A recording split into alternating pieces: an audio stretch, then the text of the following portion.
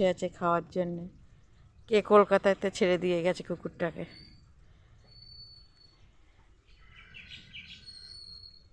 এই বিস্কুট দিচ্ছি, খা। বিস্কুটও খাচ্ছে না, মাছ মাংস খেয়ে অভ্যেস। কেউ পারেন তো নিয়ে যান একে।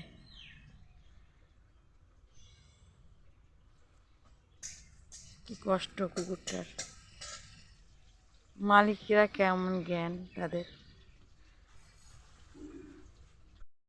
জন্য বসে আছে কুকুরটা, বিস্কুট খাচ্ছে না, মাছ মাংস খেয়ে অভ্যেস তো। কলকাতায়তে ছেড়ে দিয়ে গেছে যাদের কুকুর তারা। ও এখন মালিকের খুঁজে খুঁজে বেড়াচ্ছে প্রত্যেক বাড়ি, প্রত্যেক